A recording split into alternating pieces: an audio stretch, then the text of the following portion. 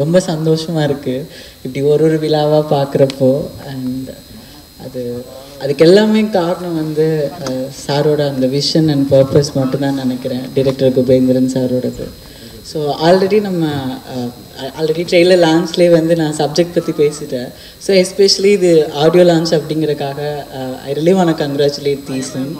Because when it comes to music, ஒரு இந்த டைமில் இப்போ ரொம்ப ஒரு ஃபாஸ்ட் பேஸ்டாக இருக்கிற இந்த டைமில் ஒரு சோல்ஃபுல்லாக கனெக்ட் பண்ணுற மாதிரி ஒரு மியூசிக்கோ, ஒரு எமோஷனில் கனெக்ட் பண்ணுற மியூசிக்கோ வந்து ரொம்ப கம்மியாக இருக்குதுன்னு நான் ஃபீல் பண்ணுறேன். அதை தாண்டி ஒரு நம்ம தமிழ் மொழி வந்து எங்கேயோ எப்படியோ போயிடுச்சோ அப்படிங்கிற ஒரு பெரிய பயம் இருக்குது எனக்கு சில பாடல்கள் கேட்க வர்றப்போ.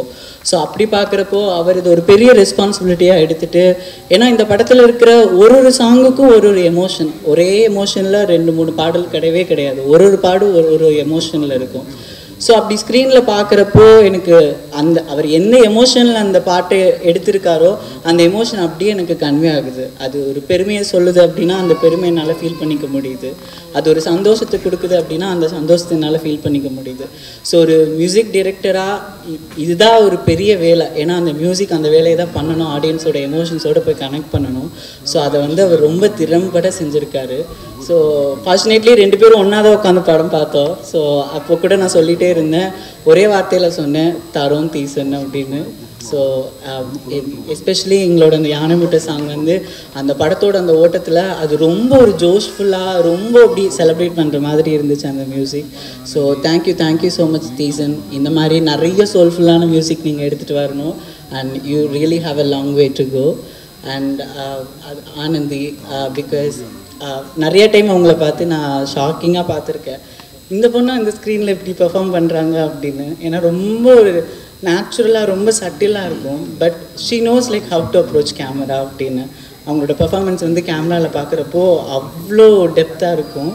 ஸோ லைக் ஒரு ஃபர்ஸ்ட் ப்ராஜெக்டாக நான் ஒர்க் பண்ணுறதுக்கு எனக்கு இது ஒரு பெரிய லேர்னிங் ப்ராசஸ்.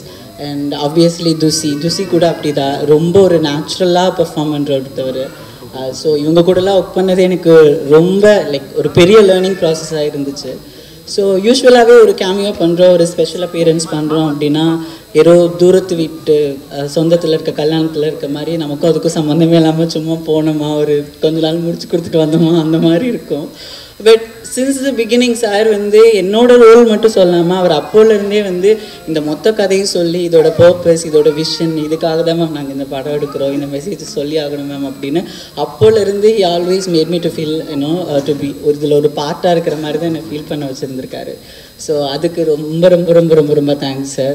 அண்ட் இந்த மாதிரி ஒரு சப்ஜெக்டை நம்பி அண்ட் இப்போது இந்த ரீசெண்ட் டைம்ஸில் அந்த சப்ஜெக்டை நம்ம எடுத்து அதை ஒரு படைப்பை உருவாக்குறதை தாண்டி அதை எப்படி கொண்டு போய் மக்கள்கிட்ட சேர்க்கணும் அப்படிங்கிறது ஒரு ரொம்ப பெரிய ஒரு விஷயம். ஸோ அதை வந்து ரொம்பவே திறம்பட வந்து இங்கே ப்ரொடியூசர்ஸை செஞ்சிட்ருக்காரு. ஸோ இவ்வளோ பேருக்கு அது ரீச் ஆகுதுன்னா அதுக்கு காரணம் எல்லாம் லைக் சாரோட உழைப்பு மட்டும்தான். ஸோ இப்படி ஒரு படத்தை இவ்வளோ தூரம் பெரிய லெவலில் சப்போர்ட் பண்ணுறது it's not an easy thing. So அதை ஒரு பெரிய பொறுப்பாக எடுத்து அவர் பண்ணுறாரு. ஸோ இந்த மாதிரியான தயாரிப்பாளர்களும் இந்த மாதிரியான இயக்குநர்களும் இப்போ இருக்கிற இந்த சமூகத்துக்கு ரொம்ப தேவைன்னு நான் நினைக்கிறேன். ஸோ அதுதான் நான் ஏற்கனவே சொன்ன மாதிரி இந்த மாதிரி ஒரு சப்ஜெக்டில் ஒரு பாட்டாக இருக்கிறது எனக்கு ரொம்ப ஒரு சந்தோஷமான ஒரு விஷயம். So thank you so much. இது ஒரு நெகிழ்ச்சியான தருணம். எப்படி குபேந்திரன் குடும்பத்துக்கு இது ஒரு நெகிழ்ச்சியான தருணமோ அப்படியே எனக்கும். எல்லா அசிஸ்டன்ட் டைரக்டரோட ஸ்கிரிப்டும் ஸ்டார்ட் ஆகிற இடம் வந்து ஏதாவது ஒரு டீ கடையில் ஆரம்பிக்கும். அப்படி தான் இந்த ஸ்கிரிப்டும் குபேந்திரன் என்கிட்ட ஒரு டீ கடையில் ஆரம்பித்து சொன்னார். அப்போது ரொம்ப சின்னதாக ஒரு ட்ராவல் ஸ்கிரிப்டு, இதை வந்து ஐஃபோனில் ஷூட் பண்ணணும், எப்படியாவது ஐஃபோன் வாங்கணும், ஷூட் பண்ணி முடித்து அது ஒரு 40 மினிட்ஸ் இந்த படம் வந்தால் ஏதாவது ஓடிடி பிளாட்ஃபார்மில் கொடுத்து ஒரு டைரக்டராக வெளியே வந்துடணும் அப்படிங்கிற ஒரு நெருக்கடியான தருணத்தில் இப்படி ஒரு ஸ்கிரிப்டை அவர் ஸ்டார்ட் பண்ணார். அப்போ நானும் ஒரு ஸ்கிரிப்ட் ஒர்க் பண்ணிக்கிட்டு இருந்தேன். அப்போது சொன்னேன், திருவண்ணாமலையில் பாபா செல்லத்துறையோட 10ஆயிரத்தில் நான் போய் தங்கி பண்ணுவேன், வேணா கூட வாங்க அப்படின்னேன். ஸோ 2 பேரும் போனோம். அவர் ஸ்கிரிப்ட் அங்கே தான் கம்ப்ளீட் பண்ணார். அந்த வகையில் பாபாவுக்கு இந்த இடத்துல ஒரு நன்றி சொல்லணும் நானும் கோவேந்திரனும். அதன் பிறகு இது ஒரு ஐஃபோனில் எடுக்கணும் அப்படின்னு ஆரம்பித்த இந்த படம் ஸ்டெப் பை ஸ்டெப்பாக நகர்ந்துக்கிட்டே வந்து ரொம்ப ஒரு ப்ராசஸ் போய்கிட்டே இருந்தது. நடக்குமா நடக்காதா, வேறு என்ன ஆகும், படம் போடாமா, வேறு கம்பெனியா என்னன்னு நடந்து போய்கிட்டே இருந்தார். ரொம்ப முக்கியமான தருணம் வந்து அவர் வந்து ஜாஃபர் சாரை மீட் பண்ண தருணம். ஐஃபோனில் எடுக்கலான்னு ஆரம்பித்த இந்த படம் ஜாஃபர் சாரை மீட் பண்ண பிறகு ஒரே நேரத்தில் தமிழ்லையும் தெலுங்குலையும் இந்த படம் ரிலீஸ் ஆக போகுது. அதுதான் இதோட சிறப்பு. ஒரு தொடங்கினதை ஒட்டி அடுத்த ஸ்டெப்புன்னு போகிற பொழுது அது ஒரு சிறப்பான ஒரு இடத்த வந்து அடையுங்கிறதுக்கு இதை நான் கண்கூட பார்க்குற ஒரு உதாரணம். அந்த வகையில் இந்த மேடையை வந்து ஜாஃபர் சார் குபேந்திரன் மேடையாக்கியிருக்காரு. நான் குபேந்திரன் மேடையில் நிற்கிறேன். வாழ்த்துக்கள். அப்புறம் இந்த படத்தில் ரொம்ப முக்கியமாக ஆனந்தி, துஷி 2 பேர் பற்றி, ஏன்னா இந்த இடத்துல தான் இப்படி தான் ஆரம்பிச்சதுங்கிற பொழுது யார் ஹீரோயின் தெரியாது, யார் ஹீரோன்னு தெரியாது. சப்ஜெக்ட் மேலே ட்ராவல் பண்ணி ஜாஃபர் சார் கூட வந்து மேக்ஸிமம் அதில் குபேந்திரனோட சாய்ஸ் விட்டு அப்படியே சுற்றி வந்து ஒரு இடத்துல ஆனந்திக்கு வந்து நிற்குது. அப்போது வழக்கம் போல் ஒரு பேச்சுவார்த்தை நடக்கும் இல்லையா, அந்த பேச்சுவார்த்தையெல்லாம் ஆனந்தி கேரி ஆகுவாங்களா மாட்டாங்களா அப்படிங்கிற ஒரு இடத்துல குபேந்திரன் தடுமாறி நிற்கிறாரு. நான் கூட சொன்னேன், ஒரு ப்ராஜெக்ட் எப்படி அமையுது, அதுக்கு பின்னாடி யார் இருக்காங்கிறது ரொம்ப முக்கியம். ஒன்று நீங்கள் ஆனந்தியை கன்வின்ஸ் பண்ணணும், இல்லை ப்ரொடியூசரை கன்வின்ஸ் பண்ணணும். ஆனால் இந்த ப்ராஜெக்ட்டுக்கு ஆனந்தி ரொம்ப முக்கியம், மிஸ் பண்ணிடாதீங்கன்னு. ஆனால் அந்த பேச்சுவார்த்தை போய்கிட்டு இருக்கிற பொழுதே ஆனந்தி வந்து ப்ரொடியூசரோட இணக்கமாயிட்டாங்க. ஸோ இப்படி தான் ஆனந்தி நடந்த. அப்புறம் துஷி அடுத்த ஹீரோ இன்னொருத்தர் வந்து கமிட் ஆகி ஆல்ரெடி ஷூட்டிங் டேட்டெல்லாம் ஃபிக்ஸ் ஆகி போகிற பொழுது அவரால் நடிக்க முடியாமல் போய் துஷி வந்தார். அநேகமாக குபேந்திரனோடு நான் வந்து இந்த படத்தில் ட்ராவல் பண்ணதில் வந்து துஷியை மட்டும்தான் நான் நேரில் போய் பார்த்தது. அவ்வளோ ஒரு போராட்டத்தோடு இருந்தார். ஹீரோயின் ஃபிக்ஸு, ஹீரோ யாருன்னு தெரியல, டேட்டு ஃபிக்ஸ் பண்ணியாச்சு. அப்போ சார் கொஞ்சம் கூட வாங்க, நான் பார்க்க போகிறேன் அப்படின்னார். இப்போ போனால் அப்போ தான் துஷியை ஜேபி சாரோட மீட் பண்ணோம். அவர் எங்கே ரொம்ப ட்ராவல்லாம் அலைஞ்சி கண்டெல்லாம் அப்படியே பிளாக் அடித்து போய் ஒரு மாதிரி அப்படி இருந்தார். அப்போ நான் துஷிகிட்ட சொன்னேன், இந்த படம் பூரா ட்ராவல், மேக்ஸிமம் உங்களுக்கு செஸ்ட்டில் தான் இருக்கும் கேமரா, கொஞ்சம் ஃபேஸ் மட்டும் கொஞ்சம் இது பண்ணுங்க. அது மாதிரி 2 பேரோட ஆக்டிங் பார்த்தீங்கன்னா, ஆனந்தியோட ஆக்டிங் பற்றி யாரும் நீங்கள் எல்லாருக்குமே தெரியும். மேக்ஸிமம் ஷூட் பண்ணி முடிச்சுட்டு வந்ததுக்கப்புறம் பார்த்தாவும் நானும் உட்காந்து ரசஸ் பார்க்குற பொழுது பார்த்தீங்கன்னா அவ்வளோ திருத்தமாக இருக்கும். அவங்களோட ஆக்டிங் ரொம்ப பர்ஃபெக்டாக இருக்கும் அவங்களோடது. துஷி வந்து ஒரு கையை பிடிச்சி இழுத்த மாதிரி பிகினிங்கில் ரொம்ப இதாக இருந்துச்சு. என்னடா அப்படின்னு பார்த்தா ஒன்றுமே இல்லை. அவர் பிரமாதமான வண்டி ஓட்டுவார், கார் டிரைவிங் பண்ணுவார். அவரை கொண்டு லோரோட காருக்குள்ளே அதில் காரை கட்டி சும்மா பொம்மை மாதிரி உட்கார வச்சதுக்கப்புறம் அவரோட பர்ஃபார்மன்ஸ் அந்த ஃபஸ்ட்டு ஒரு 3-5 நாள் வந்து பார்த்தீங்க அப்படின்னா ஜானவாசா காரில் மாப்பிள்ளையை உட்காந்து வச்ச மாதிரி தான் இருந்தது. அதன் பிறகு அந்த அந்த அந்த போர்ஷன் முடிச்சுட்டு அதன் பிறகு அவர் கையில் காரை கொடுத்த பிறகு ரொம்ப பிரமாதமாக அந்த ஒரு ஆக்டிங்கில் இருக்க அந்த இயல்பு தன்மை இருக்கு இல்லையா, இயல்பாக இருக்கிறது, அது வந்து எனக்கு வந்து ஒரு ஆக்டிங்கை நான் அப்சர்வ் பண்ணி பார்க்குறதுல ஒரு ஆக்டரோட பர்ஃபார்மன்ஸ் வைஸ் பார்க்குற பொழுது இயல்பாக ஒரு நடிகருக்கு என்ன நடிப்பு திறமை இருக்குது, எங்கே அது ஸ்ட்ரக் ஆகுது அப்படிங்கிறத அந்த இடத்துல என்னால் உணர முடிஞ்சுது. அப்புறம் துஷி பிரமாதமாக பண்ணியிருந்தார் இந்த இதில். அது ஒரு முக்கியமான ஒரு விஷயம். அது நிச்சயமாக துஷி வந்து அடுத்த ரவுண்டு நிச்சயமாக, ஆனந்தி நிச்சயமாக அவங்க வேறு லெவல் போயிட்டாங்க. நான் என்ன ஆசைப்படுறேன்னா, ஆனந்தி இதுக்கு மேலே ஒரு ஹீரோயின் சப்ஜெக்ட்ஸ் ஆழமாக இருக்கிறத எடுத்து அடுத்த லேடி சூப்பர் ஸ்டார். அதனால் அந்த வகையில் இது ரொம்ப நிறைவாக இருக்குது. அப்புறம் இதோட மியூசிக் தீசன் எனக்கு அறிமுகம் கிடையாது. குபேந்திரன் தான் சொன்னார், தீசன் இந்த மக்கெடா படத்தோட மியூசிக் டைரக்டர் அப்படின்னு இன்ட்ரடியூஸ் பண்ணார். அநேகமாக 2 தடவை பார்த்து சிரிச்சிருப்போம், அவ்வளோதான். மற்றபடி அவரோட டியூன் வரும், பேசுவோம். நான் எதுவுமே டீசெண்டாக நான் கம்யூனிகேட் பண்ணதே கிடையாது. மொதல் சாங் ஆனமுட்டை இதுலேருந்து ஆரம்பித்து அப்புறம் எல்லா சாங்குமே வந்து கிட்டத்தட்ட ஒரு டியூன் 2 டியூன் இல்லையா மேக்ஸிமம், அதுக்கு மேலே அவ்வளோதான். அதுக்குள்ளேயே வந்து ரொம்ப பிரமாதமாக இருந்தது. ரொம்ப நாளைக்கு அப்புறம் எனக்கு வந்து நான் கிடா பண்ணியிருந்தா கூட கிடாவில் நான் எதுவும் மியூசிக் பார்க்கவும் இல்லை கேட்கவும் இல்லை. இதுக்கு பண்ணது தான் பார்த்தேன். எனக்கு ரொம்ப இம்ப்ரெசிவாக இருந்தது. இது ஒரு ஆடியோ லான்ச் அப்படிங்கிறதுனால இன்னொரு விஷயம் சொல்லலாம். கபிலன் இருந்தால் இன்னும் கொஞ்சம் டீட்டெயிலாக நான் பேசியிருப்பேன் அந்த இதில். என்னென்னா இந்த என விட்டு ஏன் தாய் போனேன் அந்த லிரிக் டியூன் வாங்கின பிறகு எழுதுறதுக்கு குபேந்திரன் கபிலனோட போயிருக்கிறாரு. நான் ஆஃபீஸில் இருந்தேன். அப்போ திடீர்னு குபேந்திரன் ஃபோன் பண்ணி, சார் இந்த மாதிரி கபிலன் எழுதியிருக்காரு, நான் படித்து காமிக்கிறேன், நீங்கள் ஒப்பீனியன் சொல்லுங்கள். அவர் படித்து காமிச்சார். சிறப்பாக இருந்தது. ஒரே ஒரு வார்த்தை மட்டும் வேணான்னு நினைக்கிறேன், அது நீங்கள் சொல்லிவிடுங்க அப்படின்னு குபேந்திரன்ட்ட சொன்னேன். குபேந்திரன் நேராக கபிலன்ட்ட ஃபோனை கொடுத்துட்டார். கபிலன் வந்து நான் இதுக்கு தான் ஒரு பாட்டுக்கு எத்தனை டைரக்டரையா பேசுவீங்க அப்படின்னு சொல்லி கோவப்பட ஆரம்பித்தார். அப்படியே பேசிக்கிட்டே இருந்தேன். அப்படி இருந்தால் அது என்ன வார்த்தை என்ன டீட்டெயில் நான் சொல்லியிருப்பேன், இல்லை வேணாம். அது அப்படியே பேசிக்கிட்டே இருந்ததில் டக்குன்னு ஒரு வார்த்தை, அங்கே வீட்டில் நான் ஆஃபீஸில் இருக்கிறேன், அவங்க வீட்டில் இருக்கேன். சரி, ஒரு மஞ்சள் கயிறாலே போதுமா அப்படின்னாரு. அப்படின்னு சொன்னதான் குபேந்திரன் சென்ற சொன்னார். உடனே குபேந்திரன் செஞ்ச செய்கை இருக்கு இல்லையா, அவர் சொன்னது, கபிலன் காலில் சாஸ்தாகமாக விழுந்துட்டார். இதுதான் என்னோட பாட்டு அப்படின்னு. எதுக்கு சொல்கிறேன்னா, அவருக்கு அந்த ஒரு இடம் உள்ளுக்குள்ளே ஒன்று இருக்கு இல்லையா, அதை ஐடென்டி பண்ணி வெளியே வர வந்து ஒரு குபேந்திரன் அப்படியே அதுக்கான ஸ்ட்ரகிள் போய்கிட்டே இருக்கும். அந்த வகையில் அது ரொம்ப முக்கியமான ஒர்க்கு, மைன்யூட்டாக பார்த்து பண்ணுறதில்ல தாண்டி. அப்புறம் டெக்னீஷியன்ஸ் எல்லாருமே பாராட்டுக்குரியவர்கள். நேராக இந்த படத்துக்கு வந்துட்டோன்னு வச்சுக்கோங்களேன். படத்தை பற்றி பேசுகிறதுக்கு முன்னாடி ஒரு முக்கியமான ஒரு விஷயம் என்னென்னா, ரொம்ப பயங்கரமானது பெரும்பான்மை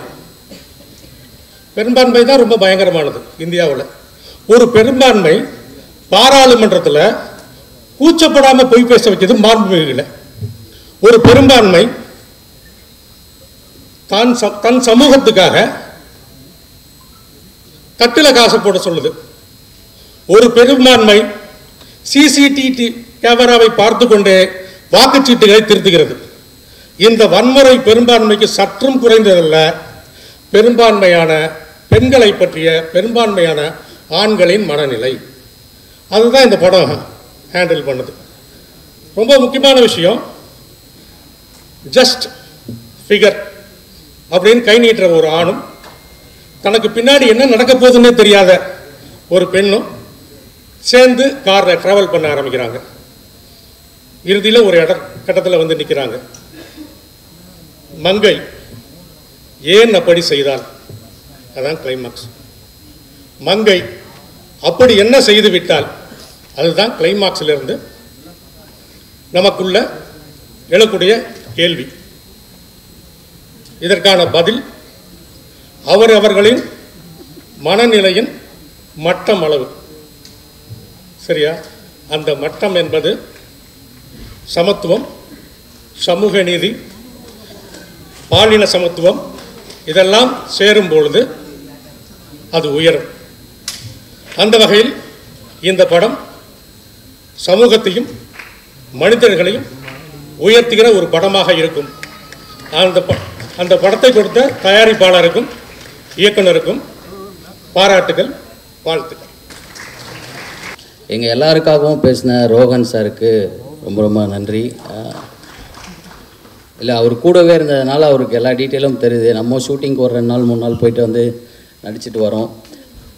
மங்கை இந்த படம் வந்து ரொம்ப ஸ்பெஷலான ஒரு படம்.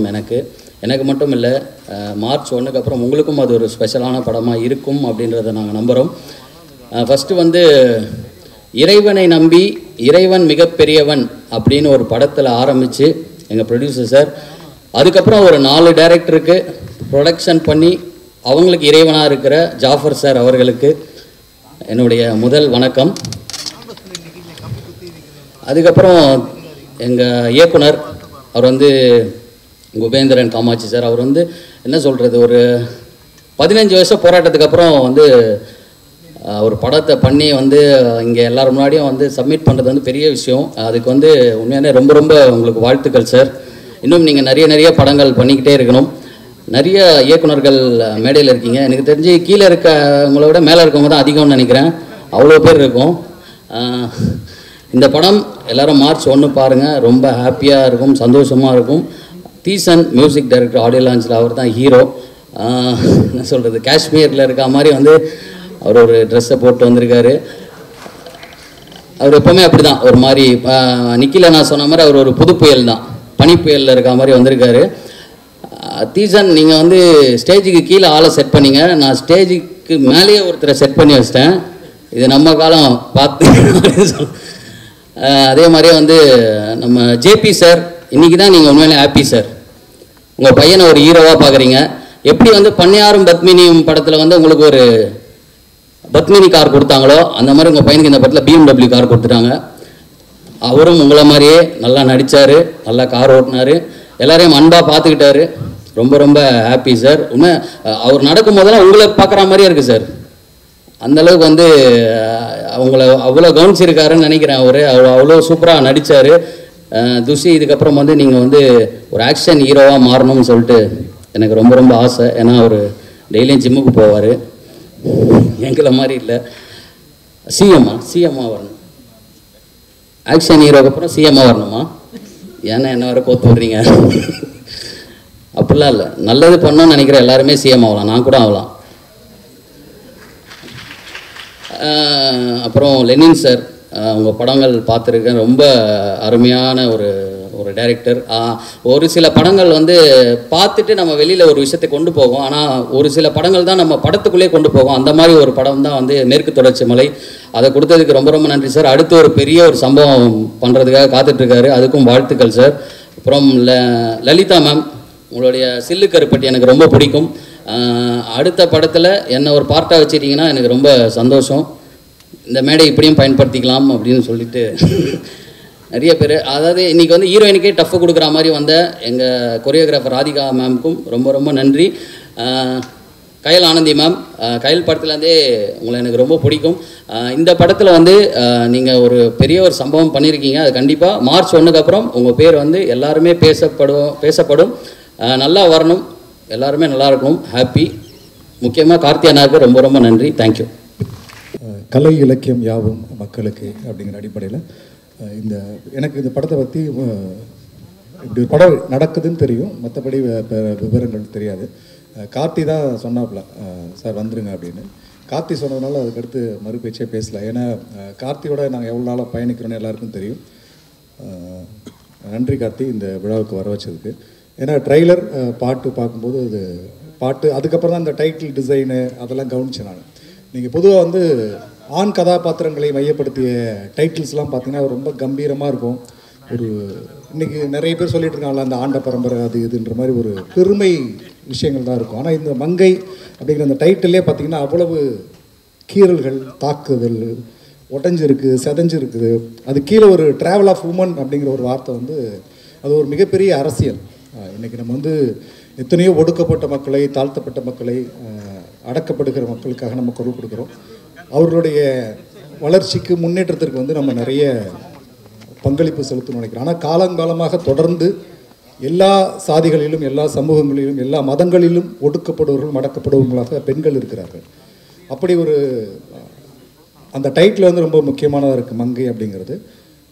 அப்புறம் அந்த ட்ரெய்லரில் பார்க்கும்போது இந்த ஆணாதிக்க சமூகம் வந்து அந்த ஒரு பெண் கதாபாத்திரங்களை, பெண்களை வந்து எப்படி துரத்துகிறது, வேட்டையாடுகிறது, விரட்டுகிறது அப்படிங்கிறது புரியுது. அதுலேயும் குறிப்பாக வந்து இப்போ சமகாலங்களில் வந்து இந்த மீடியாக்களோட கோர பசி இருக்குல்ல. நீங்கள் சத்த வீட்டில் கூட வந்து அந்த மரண வீட்டு ஆட்கள் வந்து துக்கத்தை கூட வந்து அனுபவிக்க முடியாமல் உள்ளே பூந்து அதை ஒரு நியூஸ் ஆக்கி மீடியாவில் வந்து பரபரப்பாக்குற அந்த வெறி பிடித்த வேட்டை தீனி இருக்குல்ல, அதுவும் இதில் இருக்குது. அது தெரியுது, அதோட தாக்கமும் தெரியுது. படம் வரும்போது இது ரொம்ப முக்கியமான பேசு பொருளாக இருக்கும்னு நினைக்கிறேன். முதல்ல குழுவினர்களுக்கு வாழ்த்துகள். இந்த நிகழ்வின் கதாநாயகன் இசையமைப்பாளருக்கும் அந்த இசைக்கலைஞர்களுக்கும், பின்னணி இசைக்கலைஞர்களுக்கும், தொழில்நுட்ப கலைஞர்களுக்கும் முதலில் வாழ்த்துகள். கதாநாயகன் துஷிக்கும், ஆனந்தி, தோழர் ஆனந்தியோட சூஸிங் வந்து ரொம்ப எனக்கு பிடிக்கும். அவங்க தேர்ந்தெடுக்கிற கதைகள் வந்து ரொம்ப ரொம்ப பொலிட்டிக்கலாக இருக்குது, ரொம்ப ஒரு ஆளாகலமான கதைகளை தேர்ந்தெடுக்கிறாங்க. தொடர்ந்து இப்படியே பயணங்கள் தொடரும். அப்புறம் வெங்கட் பேசும்போது சொன்னார், ரொம்ப இந்த மாதிரி நடிகர்கள்லாம் யாருமே இப்போ இந்த த்ரீஷா இஷ்யூ கேட்க மாட்டாங்க. எப்படி கேட்பாங்க? இன்றைக்கி உள்ள அத்தனை முன்னணி நடிகர்களும் பெண் உடலை வச்சு சினிமாவில் ஜெயிச்சு வந்தவங்க. நான் எல்லா மேடைகள்லையும் ஓப்பனாக தான் சொல்கிறேன். இன்றைக்கி உள்ள உச்ச நட்சத்திரங்களாக இருக்கட்டும், அடுத்து நாட்டை ஆள துடிக்கின்ற நடிகர்களாக இருக்கட்டும், எல்லாமே அவருடைய ஆரம்ப கட்ட படங்களில் பார்த்தீங்கன்னா பெண் உடலை மையமாக வச்சு தான் இந்த சினிமாவிலே பயணப்பட்டு வந்திருக்கிறாங்க. நான் சின்ன வயசுல இருக்கும்போது ரஜினி படமாக இருக்கட்டும், கமல் படமாக இருக்கட்டும், நீங்கள் சில்க் ஸ்மிதா போஸ்டர் தான் பெருசாக இருக்கும். அந்த அம்மாவோட உடலை மையமாக வச்சு தான் இவங்களோட முகங்கள் சின்னதாக வச்சு தான் அந்த போஸ்டர் நான் பார்த்து வளர்ந்துருக்கேன். ஸோ அப்படி இந்த ஆணாதிக்க சமூகத்தில் இருக்கிற இந்த கதாநாயகர்கள் இதுக்கு எதற்கு கேள்விகள் எழுப்ப மாட்டார்கள். அந்த கனவை வந்து நம்ம காணக்கூடாது. ஏன்னா அவங்க தான் இந்த பெண் உடலை வந்து பெண்ணை வந்து உடலாக பாருன்னு போதிக்கிற சினிமாக்களை தொடர்ச்சியாக எடுக்கிறது. பெண்ணை வந்து இந்த சமூகங்களை உடலாக மட்டுமே பாவிக்க வைக்கிற ஒரு போக்கை ஏற்படுத்துகிற நாயகர்கள் ஒருபோதும் பெண் விடுதலைக்காக பேச மாட்டோம். அப்படி ஏதாவது பேசினார்கள் என்றால் அதற்கு பின்னால் ஒரு பெரிய சுயநலம் இருக்கும். அப்படிதான் நம்ம நினைச்சோம். அது யதார்த்தத்தை வெங்கட்டும் புரிஞ்சுக்கணும். தொடர்ச்சியாக நாம் பெண்களை உடலாக போதிக்காமல் பொறுப்பாக ஒரு சக மனிதராக போதிக்க வேண்டும். அதை இந்த படம் சொல்லிக் கொடுக்கும். அந்த வகையில் இந்த படம் முக்கியமான திரைப்படமாக இருக்கும். அனைவருக்கும் வாழ்த்துக்கள். நன்றி. எல்லாம் சூப்பராக இருக்குது ப்ரோ. இன்றைக்கி தான் ஃபஸ்ட்டு எல்லாத்தையும் கேட்டுட்ருக்கேன். It's damn nice. இந்த ஃபஸ்ட்டு 2 நாள் இந்த படம் ஆக்சுவலாக இந்த படம் கேட்கும்போதே எனக்கு கேரக்டர் ஆர்க் தான் சொன்னாங்க டைரக்டர் சார். எனக்கு ஃபுல் ஸ்கிரிப்டும் தெரியாது. கேரக்டர் ஆர்க் கேட்ட உடனே சரி ஓகே சார் இது பண்ணலாம், இந்த ஜென்ரேஷனுக்கு ஏற்ற படமாக இருக்கும் நான் நம்புகிறேன்னு சொல்லிட்டு இந்த படம் ஆரம்பித்தோம். ஃபர்ஸ்ட் 2 days ஃபஸ்ட்டு ஹீரோயின் யாருன்னு கேட்டேன். கைலானந்தி மேம் அப்படின்னாங்க. ஆஹா இவங்களோட பண்ணணுமா, அவங்களோ பெரிய ஆர்டிஸ்ட்டு, நம்ம 13 வருஷம் நான் கேப் எடுத்திருக்கேன், அதுக்கப்புறம் இவங்களோட ஒரு படம் பண்ண போகிறோமே அப்படின்னு சொல்லிட்டு எனக்கு ஒரு ஸ்லைட் பயம் இருந்தது. பட் ஃபஸ்ட் 2 days கொஞ்சம் அதை தாண்டி 3rd day ஒர்க் பண்ணும்போது எவ்ரி திங் சேஞ்ச். ஏன்னா அவங்க அவ்வளோ ஃப்ரெண்ட்லியாக ஒர்க் பண்ணாங்க. It was so comfortable working with her. So thank you Kayal ma'am for being such a wonderful co-star and Sivan ma'am also. படம் ஷூட் பண்ணும்போது கார் மேலே 2 கேமரா, லைட்டு, அந்த ஷேட்லாம் போட்டு ஸ்ட்ரெயிட் ரோடும் இல்லை. நம்ம ஷூட் பண்ண மேஜர் போர்ஷன் வந்து மூணார் ஹில்ஸு அந்த மாதிரி தான் ஷூட் பண்ணிகிட்டு இருந்தோம். ஸோ ரோடு வந்து கர்வாகவும் மேலே போவோம் கீழே போவோம். So it was a very big challenge for me to drive the car. டயலாக்ஸை பார்க்கணும், மேடமோட ரியாக்ஷன்ஸை பார்க்கணும். அண்ட் இன்னொன்று வந்து டயலாக்ஸ் வந்து சின்ன சின்ன டயலாகும் இல்லை, எல்லா டயலாகும் பேராகிராஃபாக கொடுத்துருந்தார் டைரக்டர் சார். அண்ட் அது என்கிட்ட ரொம்ப பேஷண்ட்டாக என்கிட்ட சொல்லி கொடுத்த கோ டைரக்டர் விக்ரம் சாருக்கு ஒரு பெரிய நன்றி. Thank you sir. 13 வருஷம் கழிச்சு ஈசனுக்கு அப்புறம் என்னை நம்பி என்னை சோலோவாக ஒரு ஹீரோவாக லான்ச் பண்ண கார்த்திக் அண்ணன், JSM pictures and mister Kubendran சாருக்கு ஒரு ரொம்ப பெரிய நன்றி. அண்ட் Jafar sir, thank you so much sir for this opportunity. It's I can not say this nothing more I can say. Thank you so much. எல்லாருக்கும் வணக்கம், நன்றி, வணக்கம். அனைவருக்கும் அன்பு வணக்கம். இருக்கடா இந்த மேடை வந்து நான் ஸ்பெஷலாக எதுக்கு சொல்லணும்னா ஃபுல்லாக நன்றி தான், தப்பாக எடுத்துக்காதீங்க, அதிகமாகலாம் போகாது. முதல்ல வந்து என் தாய் தந்தையருக்கு நன்றி, என் அண்ணனுக்கு நன்றி சொல்லணும், அப்புறம் என்னோடய ஃபேமிலிக்கு நன்றி சொல்லணும், மொத்தமாக என் குடும்பம், நண்பர்களுக்கும், அப்புறம் என் தங்க தளபதி கார்த்திக் சார் இருக்கார். கார்த்திக் சாரில் ஒரு அண்ணன், அது வேறு விஷயம், அவருக்கு நன்றி. இந்த படத்தில் 4 பாட்டு பண்ணியிருக்கோம். அந்த 4மே வந்து 4 ரொம்ப எனக்கு, அதாவது மொதல் படம் வந்து எனக்கு கிடா. ஸோ அதுக்கப்புறம் வந்து ஒரு நல்ல கண்டென்ட்டாக என்ன பண்ணலாம்னு யோசிச்சுட்டு இருக்கும்போது எனக்கு வந்து இந்த வாய்ப்பு கிடைச்சிது. அதை ஏற்படுத்தி கொடுத்தது கார்த்தியனை. ஸோ அதில் பார்த்தீங்கன்னா இயக்குனர் குபேந்திரனை வந்து நான் என்ன கேட்டனோ அதை தாண்டி என்ன பண்ண முடியுமோ அவ்வளோ பண்ணியிருக்காரு. எனக்கு சிங்கர்ஸ் ஆகட்டும், ப்ளஸ் வந்து இந்த சிங்கர்ஸோட டிசைன்ஸ் எல்லாமே யாரை பாட வைக்கணும், என்ன பண்ணணுன்ற விஷயம் வரையும் அவர் அவ்வளோ அழகாக எனக்கு சப்போர்ட் பண்ணார். அப்புறம் பார்த்திங்கன்னா லிரிக் ஒவ்வொன்றும் வாங்குறது வந்து ரொம்ப அவர்கிட்ட சொல்லிவிடுவேன், எனக்கு இது மாதிரி வேணும் அது மாதிரி வேணும். ஏன்னா எனக்கு பெரிய இடத்துல கேட்கும்பொழுது ரொம்ப ஒரு மாதிரி இருக்கும்.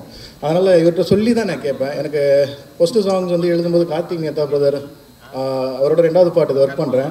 ஸோ ரொம்ப என்னோடய சவுண்டு நீங்கள் பிடிச்சி எழுதுறது எனக்கு ரொம்ப ஈஸியாக இருக்கும். உங்கள் கூட ஒர்க் பண்ணுன்றது எனக்கு ரொம்ப கம்ஃபர்ட் ஜோன். ஏன்னா நான் மனசில் ஒரு சவுண்டு நினைப்பேன். நான் அந்த சவுண்டு நீங்கள் வந்து அப்படியே எனக்கு கொடுத்துருவீங்க. அதை எடுத்தோடனே நான் ஓகேன்றவேன். ஸோ அது ரொம்ப நன்றி. அப்புறம் விவேக் சாருக்கு நன்றி, லிரிக் ரைட்டரு. அப்புறம் கபிலன் சாருக்கு நன்றி. அப்புறம் வந்து என்னோடய சிங்கர்ஸ். அப்புறம் யாரை விட்டுருக்கேன்னு நினைக்கிறேன். நீங்கள் என்னோடய சிங்கர்ஸ், என்னோடய டீம்ஸ் இருக்காங்க. என்னோடய சவுண்ட் இன்ஜினியர்ஸ், திரு கிட்டாரிஸ்ட், ரிச்சர்ட் பிரதர், எல்லாருக்குமே நன்றி சொல்லணும். அப்புறம் ஜாஃபர் சாருக்கு மிகப்பெரிய நன்றி சார். இந்த இடத்த ஏற்படுத்தி கொடுத்து எங்களை இந்த இடத்துக்கு கொண்டாந்துருக்கீங்க. ஸோ படம் ரொம்ப நல்லா வந்திருக்கு. ப்ரெஸ் மீடியாவுக்கு ரொம்ப நன்றி. ஏன்னா என்னோடய முதல் படமான கிடா வந்து ஆக்சுவலி பெரிய அளவுக்கு அப்படியே போயிட்டு இருந்தது. ஆனால் ப்ரெஸ் வந்து என்ன பண்ணாங்க, எழுதின எழுத்துக்களில் வந்து நிறைய விஷயங்கள் அப்படியே மாறிடுச்சு. எங்களுக்கு அது நல்லாவே தெரிஞ்சுது. ஸோ மியூசிக்கல் ஆகட்டும், அதை பற்றி எழுதும் பொழுது எங்களுக்கு அது அப்படியே படத்தோட இதுவே மாறிடுச்சு. நிறைய விஷயம் வந்துருச்சு. நீங்கள் எழுதுனதுக்கப்புறம் தான் எனக்கு நிறையா காலே வந்தது. நிறையா பேசினா அப்புறம் லைனாக நிறையா கதைகள் கேட்க ஆரம்பித்தோம். அதுக்கு ரொம்ப நன்றிங்க உங்களுக்கு. அதே மாதிரி இந்த படமும் நல்லா வந்திருக்கு. ஸோ இதையும் வந்து நீங்கள் கொண்டு போய் சேர்ப்பீங்க. ஸோ இதுலேயும் உங்களுக்கு நல்ல கண்டென்ட் இருக்குது. அதனால் நன்றிங்க. இதையும் கொண்டு போய் சேர்த்துடணும். ஸோ அடுத்ததாக வந்து இங்கே யாருன்னா மிஸ் பண்ணியிருந்தால் மன்னிக்குவோம். எல்லாருக்குமே நான் நன்றி சொல்லிடுறேன். அப்புறம் என்னோடய டீம்ஸ் மேடையில் இருக்கிறவங்க எல்லாத்துக்குமே ஒரு நன்றி. வந்தவங்களுக்கு Lalitha ma'am, Lenin sir. So என்னோடய டீம்ஸ் எல்லாமே ஹீரோயின் கயல் மேம், அப்புறம் துசி, அப்புறம் நண்பன் கதிர், அப்புறம் எல்லாருக்கும் நன்றி சொல்லணும். சிவன் மேம், கொரியோகிராஃபர் மேம், அண்ணன் எல்லாம் வந்திருக்கீங்க. நன்றி. இதோட போதுன்னு நினைக்கிறேன். டைம் ஆகிடுச்சு. நான் கழிச்சுக்கிறேன். தேங்க்ஸ். நன்றி. நிறைய படங்கள் வெறும் போஸ்டராகவும் வெறும் யூடியூப்பில் டிசைனாகவும் ட்ரெய்லராகவும் பார்த்துட்டு இருக்க காலகட்டத்தில் ஒரு மங்கைன்னு ஒரு படம் மார்ச் 1ஆம் தேதி ரிலீஸ். அதுக்கு முன்னாடி உண்டு இந்த ப்ரிப்பரேஷன்ஸ். ஒரு ப்ரொடக்ஷன் ஹவுஸாக ரொம்ப பிரமாதமாக பண்ணிகிட்ருக்கீங்க சார். உங்களுக்கு முதல்ல வாழ்த்துக்கள். ஏன்னா தேங்கி கிடக்கிறது அவ்வளோ இருக்குது. எல்லாருக்குமே தெரியும், மீடியாவில் எல்லாருக்கும் தெரியும், சினிமாவில் உள்ள எல்லாருக்குமே தெரியும். ஏன்னா இதில் வந்து பெருசாக சொல்லிக்கிற அளவுக்கு, ஏன்னா ஜெனரலாக வந்தவொடனே என்ன கேட்பாங்கன்னா, யார் நடிக்கிறா, யார் ஸ்டார், யார் போடலாம். துஷி கேரக்டர் யார் வேணால் போடலாம். Any young hero you could have signed. But அதெல்லாம் மீறி டைரக்டர் குபேந்திரன் வந்து துஷியை செலக்ட் பண்ணுறதும் நீங்கள் அதுக்கு அப்ரூவ் பண்ணுறதும் இங்கே வந்த அப்புறம் தான் எனக்கு தெரிஞ்சது வேறு யாரோ ஒருத்தர் நடிக்க வேண்டியதுன்ட்டு. அது எனக்கு தெரியாது. பட் இதுக்கெல்லாம் ஒரு மிகப்பெரிய தைரியம் வேணும் சார். ரொம்ப அற்புதமாக பண்ணியிருக்கீங்க. எடுத்தவொடனே நான் உங்களை பற்றி தான் பேசணுன்னு நினச்சிக்கிட்டு இருந்தேன். ஏன்னா இன்றைக்கி உள்ள காலகட்டத்தில் ஒரு ப்ரொடக்ஷன் ஹவுஸ் இவ்வளோ சிறப்பாக இவ்வளோ அழகாக பப்ளிசிட்டி பண்ணுறீங்க, கேரி ஃபார்வர்ட் பண்ணுறீங்க, ஒரு ஆடியோ ரிலீஸ் பண்ணுறீங்க, மீடியா வந்து ரெகுலர் டச்சில் வச்சுக்கிட்டு இருக்கிறீங்க. It is a herculean task to release a film and you are doing it. God bless you sir. It is great stuff, amazing stuff. ஒரு producer ஜெயிச்சா இன்னும் ஒரு 10 இளம் இயக்குநர்கள் வருவாங்க, நிறைய பேருக்கு வேலை வாய்ப்பு கிடைக்கும். நான் எப்பயுமே வேலை பார்க்கும்போது அதான் யோசிப்பேன். என் ப்ரொடியூசர் ஜெயிச்சாருனாக்கா அவர் இன்னும் ஒரு 10 படம் எடுப்பார். ஜெயிச்சிட்டோமே வீட்டுக்கு போக போகிறதில்ல. ஸோ அது மாதிரி நீங்கள் ஜெயிக்கணும்னு மனதார வேண்டுறேன், விஷ் பண்ணுறேன். Best wishes to you sir. இன்றைக்கி இங்கே 3 பேர் ரொம்ப முக்கியமாக வரணும்னு ஆசைப்பட்டாங்க, வர முடியல. ஒன்று வந்து என்ன நடிக்க கூப்பிட்டு வந்த சேரன் சார், துஷியை நடிக்க கூப்பிட்டு வந்த சசிகுமார் சார், அண்ட் கூடவே ட்ராவல் பண்ண சமுத்திரகனி சார். 3 பேரும் முதல்ல நேற்றையும் விஷ் பண்ணியிருந்தாங்க. இன்றைக்கி காலைல தினகரன் நாயுடு வந்து எனக்கு ஃபஸ்ட்டு ஷேர் பண்ணதே பார்த்திங்கன்னா சசிகுமார் சார் தான் எனக்கு வாட்ஸ்அப்பில் அனுப்பிச்சார். ஸோ அவங்களால் வர முடியல, பட் அவங்களோட விஷஸ் உங்களுக்கு உங்கள் டீம் மொத்தத்துக்கும் சொல்ல சொன்னாங்க. ஸோ இந்த மேடையில் நான் அதை சொல்லிக்கிறேன். இந்த மேடையில் நிறைய விஷயங்கள் ரொம்ப நல்லா இருந்தது. எனக்கு முன்னாடி பேசினவங்களாம் ரொம்ப அற்புதமாக பேசினாங்க. எனக்கு அவங்க சிங்கர் எனக்கு பேர் தெரியல, பட் ஒரு செகண்டில் அப்படியே அந்த ஸ்டேஜை கடத்திட்டு போனாங்க. அவ்வளோ அற்புதமான வாய்ஸ், அப்படி கம்பீரமாக அப்படி Sakshi. It was an amazing lift. அவ்வளோ ப்ரில்லியண்ட்டாக அப்படி பாடிருந்தீங்க. இதுக்கு முன்னாடி அந்த பாடல் வந்து அவங்களும் எனக்கு யாருக்கும் தெரியாது, பட் அப்படி ஒரு வாய்ஸ். நான் எனக்கு அனுப்பிச்ச உடனே நான் அத்தனை பேருக்கு ஷேர் பண்ண அத்தனை பேர்ட்டு வந்து வந்த அந்த வாழ்த்து வந்து அவ்வளோ பிரமாதமாக இருக்குது அந்த சாங்குன்ட்டு. ஸோ தீசன் உங்களுக்கு வாழ்த்துக்கள். ரொம்ப அற்புதமாக நீங்கள் ஸ்கோர் பண்ணியிருக்கிறீங்க. கரெக்டான ஆர்டிஸ்ட்டை யூஸ் பண்ணியிருக்கீங்க. அவ்வளோ ப்ரில்லியண்ட்டாக இருக்குது. அண்ட் துஷிலாம் நடிப்பான்லாம் எனக்கு சாரி, நான் வந்து என்னோடய ஸ்டேஜாக இதை எடுத்துக்கிறேன்ட்டு இல்லை. ஏன்னா அவனை வந்து கதாநாயகன்லாம் சொல்ல மாட்டேன். அவன் ஒரு மெயின் லீட் கேரக்டர் பண்ணியிருக்கான். அவன் நடிப்பான் அப்படிங்கிறதெல்லாம் எங்களுக்கெல்லாம் தெரியாது. ஏன்னா வீட்டில் நான் நடிக்க வருவேன்னு எனக்கே தெரியாது. ஸோ அப்படி இருக்கும்போது என்னோடய அடுத்த ஜென்ரேஷன் வருங்கிறதெல்லாம் நாங்கள் யோசிச்சு கூட பார்த்தது கிடையாது. அது ஒரு ஆக்சிடென்ட்லாம், ஆனால் ரொம்ப அழுத்தமாக நடந்த ஒரு விஷயம். இது மாதிரி சத்யம் தேட்டரில் தான் நினைக்கிறேன் நம்ம பசங்க ஆடியோ ரிலீஸ்க்கு கூட நான் வரத்துக்கு கூச்சப்பட்டுக்கிட்டு இருப்பேன். இன்றைக்கி இருக்கிற அளவு கூட நான் ஃப்ரீயாக பேச மாட்டேன். அப்போலாம் கொஞ்சம் ஒரு மாதிரி அந்த கொஞ்சம் நிறைய கூச்சப்படுவேன். அப்போ இவனை கூப்பிட்டேன், வாடா சைடில் உட்காரத்துக்கு பேசுகிறதுக்கு ஆள் வேணும் எனக்கு அப்படின்னு வாடான்னு கூப்பிட்டு வந்தேன். அப்படி வந்த இடத்துல தான் சசி சார் பார்த்துட்டு உன் பையனா அப்படின்னாரு. அதுக்கு அவ்வளோ அர்த்தம் இருக்குலாம் எனக்கு அப்போ தெரியாது. அவர் ஈசன் படம் பண்ண போகும்போது ஆக்சுவலாக நாங்கள் வந்து பாண்டிச்சேரியில் என்னோடய நாடோடிகள் ஷூட் வந்து ஒரு கிளாஷ் ஒர்க்கு ஃபைனல் எல்லாமே முடிய போகுது. என்னோடய ஒர்க்கை மட்டும் முடித்து பசங்க படத்துக்கு அனுப்ப போகிறாங்க. அப்போ நான் வீட்டிலேருந்து கிளம்பி பாண்டிச்சேரிக்கு போயிட்டுருக்கிறேன். போகும்போது ஜெமினி ஃப்ளைஓவர் வரைக்கும் அங்கே வரும்போது சார் ஃபோன் பண்ணுறாரு, எங்கேன்னாரு, இது மாதிரி வந்துகிட்டு இருக்கேன் சார் பாண்டிச்சேரிக்கு. போய் இப்போ துஷியும் இன்னொரு சன் பேர் நிரஞ்சன் 2 பேரையும் கூப்பிட்டு வந்துடுங்களேன் அப்படின்னாரு. அவனுக்கு எதுக்கு சார் வந்துக்கிட்டு, நான் வந்துட்டு நான் மட்டும் ஷூட் முடிச்சு நாளைக்கு மத்தியானமே கிளம்பி நான் வந்துடுவேன் சார், வெறும் பேட்ச் ஒர்க்கு தானே சார். இல்லை சார் கூப்பிட்டு வாங்க, வரும்போது 2-3 காஸ்டியூம் எடுத்துகிட்டு வாங்க. எதுக்கு சார் அவங்களுக்கு கூப்பிட்டு வரணும், போர் அடிக்கும் சார், அவங்களுக்கு ஸ்கூல் இருக்குது, அவனுக்கு வரமாட்டான் சார். சொல்கிறேன் போய் கூப்பிட்டு வாங்க சார் போட்டு வலியுறுத்துறாரு. வந்துட்டோம் மியூசிக் அகாடமி வரைக்கும் வந்துட்டேன், போய் கூப்பிட்டு வாங்க அப்படின்ட்டார். சரின்னு திருப்பி வீட்டுக்கு போய் கூப்பிட்டாக்கா 2 பேரும் மரத்து மேலே ஏறி நிற்கிறாங்க. இவனாவது உடனே வரேன்ட்டான். எல்டர் சொன்னது what should I do, why should I come, நீ ஷூட்டிங் போய்டுவேன், எனக்கு போர் அடிக்குவாங்க, நான் என்ன பண்ணுறது அப்படி தான் இருந்துகிட்டு இருக்குது. ஸோ அங்கே கொண்டு போனவொன்னு தான் அவர் வந்து ஒரு ட்ரையல் ஷூட் இவனை வச்சு எடுக்கிறாருன்னு சொன்னேன். சார் டயத்தை வேஸ்ட் பண்ணாங்க சார், அவனுக்குலாம் பேசினாலே சரியாக பேச மாட்டான் சார், என்ன கேள்வி கேட்குறீங்களோ அது மட்டும் தான் பதில் வரும், நல்லா வர படிச்சுட்டு இருக்கிறான். இப்போ எதுக்கு சார் அது, ஏன்னா 10th ஸ்டாண்டர்ட் பண்ணிகிட்டு இருக்கும்போது நடக்கிற விஷயம் அது. அப்படி ஆரம்பித்தது. அன்றைக்கி அவர் எடுத்தார் ட்ரையல் ஷூட்டு. நான் நினச்சேன் இவன் வந்து தொடர்நடுங்கி கீழே விழுந்துருவான், இவ்வளோ பெரிய கூட்டம், இவ்வளோ பெரிய யூனிட் எல்லாம் நின்றுக்கிட்டு இருக்குன்னு பார்த்தா அசால்ட்டாக செஞ்சா. அப்படி எனக்கு உண்மையிலே பெரிய அதிசயம். ஏன்னா நான் எதிர்பார்க்கல இவனுக்கு நடிக்க வரும், இப்படி செய்வா, அப்படி இது எதுவுமே நான் எதிர்பார்க்கல. So it was a big surprise for me. So அதுக்கப்புறம் சொன்ன மாதிரி லாங் கேப், கிடைச்ச வாய்ப்புகள் சரியாக இல்லை, அதெல்லாம் நடக்கலை, அது எந்த கவலையும் இல்லை, பரவாயில்ல. பட் எப்போ நடக்கணுமோ அது நடக்கும், அதுதான் என்னுடைய நம்பிக்கை. ஸோ அது கரெக்டாக இப்போது இந்த படத்தில் நடந்திருக்கு. ஒரு அற்புதமான ப்ரொடக்ஷன் ஹவுஸில் யூ ஆர் கெட்டிங் லான்ச்ட். அது ஒரு மிகப்பெரிய பிளஸ்ஸிங் ஃபார் யூ. அதுவும் அவங்க கயல் ஆனந்தி கூட நடிக்கிறதெல்லாம் she such a wonderful actor. ஒரு நிமிஷத்தில் அப்படி கொண்டு போயிடுவாங்க அவங்களோட பர்ஃபார்மன்ஸில். ஸோ அவங்க கூடலாம் நீங்கள் சேர்ந்து நடிச்சிருக்கீங்க. அவ்வளோ அற்புதமான விஷுவல்ஸ். அந்த ட்ரெய்லர் பார்க்கும்போது அந்த தேனி, அந்த சுற்று வட்டாரம் இவ்வளோ அழகாக இருக்குமா அப்படிங்கிற மாதிரி இருக்குது. அந்த ஊருக்கு நம்ம அடுத்தது எங்கேயாவது ஊருக்கு போகும்போது நம்மளும் அதை எடுத்து பார்க்கணும் அப்படின்ட்டு. So everything was looking so good. So thank you director sir. இவன் நீங்கள் சூஸ் பண்ணி நடிக்க வச்சு இவ்வளோ தூரத்துக்கு நீங்கள் கொண்டு வந்திருக்கிறீங்க. It is such a wonderful gesture. அதே மாதிரி இடா டைரக்டர் ஒரு மேட்டரை பற்றி பேசும்போது அது என் மனசுக்குள்ளே ஒரு அருவருப்பாக ஃபீல் பண்ணிகிட்டு இருந்தேன். அந்த யாரோ அந்த மனுஷன் பேசினது, இவ்வளோ கேவலமாக ஒருத்தரால் பேச முடியுமா, உண்மையிலே அருவருப்போட வச்சோம். நான் சார்கிட்ட பேசும்போது சொன்னேன், என்ன அறியாமல் அது மாதிரி பேசும்போது நான் கெட்ட வார்த்தை பேசிடுவேன் சார், எனக்கு அவ்வளோ ஒரு மாதிரி ஒரு வெறியான கோபம் வருது, இவ்வளோ கேவலமாக ஒருத்தனால இருக்க முடியுமா, உன் வேலையை நீ பார்த்துட்டு போக மாட்டீங்களா, யார் என்ன பண்ணுறாங்க, எங்கே போகிறாங்க, அவங்கவுங்க வீட்டை அவங்க பார்த்துக்கிட்டா போதும். எனக்கு தெரிஞ்சு ஒரு ஒழுக்கம் என் பசங்களுக்கு கற்றுக் கொடுக்குறேன். அவங்க பெரிய ஆளுங்களா வராங்களா அதெல்லாம் எனக்கு தெரியாது. Do not cheat, don't do injustice to women. இது எனக்கு எங்கள் அம்மா கற்றுக் கொடுத்தது. நான் பெரிய மனுஷன் ஆகணும், சின்ன மனுஷன் ஆகணும், இதெல்லாம் எனக்கு எதுவுமே தெரியாது. நீ எது வேணால் பண்ணு, go for a drink, you smoke, இதெல்லாம் ஒன்று நீ பண்ணிக்கிறது, உன்னுடைய உடம்பு மட்டுமே சம்மந்தப்பட்ட விஷயம். அது நீ எப்போ வேணால் நீ சீர்திருத்திக்கலாம். ஆனால் எந்த வகையிலையும் do not insult a woman or women or anybody for that sake.